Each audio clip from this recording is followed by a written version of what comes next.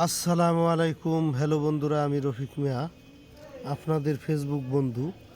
দেখানোর চেষ্টা করতেছি ভিন্ন জাতের একটি ক্যাকটাস, যে ক্যাকটাসে আছে প্রতিটি শিরে শিরে আপনার একটু পরে পরেই 7টা 8টা করে আপনার কাটা। দেখেন চতুর্দিকে কাটা। এই গাছটা যে আপনি ধরবেন, দেখেন একেবারে পেঁচানো পেঁচানো কামরাঙ্গার মতো দেখতে। দেখেন চতুর্দিকে কাটা।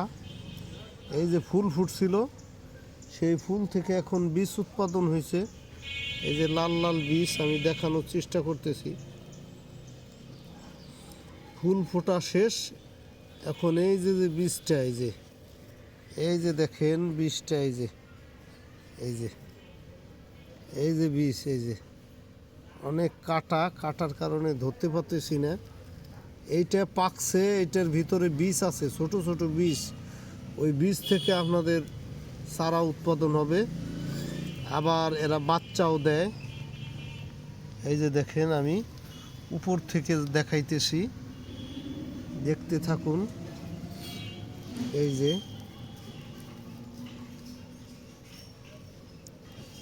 আল্লাহর কি কারিশমা দেখেন।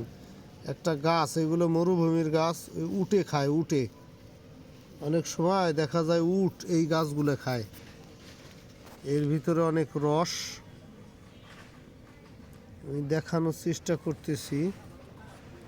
এই যে যে ফুলটা, এইটার ভিতরে বীজ আছে কি না সেটা দেখানোর চেষ্টা করব।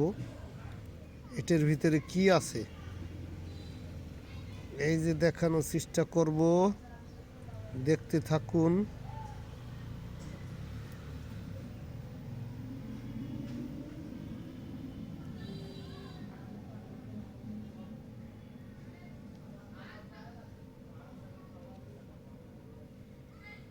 মাশাআল্লাহ, এটার ভিতরে ওই যে দেখেন বীজ, এটা পাকছে। এই যে বীজগুলো,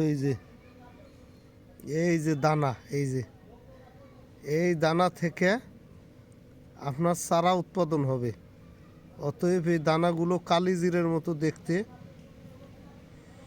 এই দানাগুলো আমি রেখে দিব, এই দানা থেকে চারা উৎপাদন করব ইনশাল্লাহ। আপনাদেরকে আমি সরাসরি দেখানোর চেষ্টা করলাম। আমি রফিক মিয়া, আপনাদের বন্ধু। ক্যাকটাসের একটি ভিডিও করে দেখাইলাম। এই যে আমি আছি আপনাদের সাথে।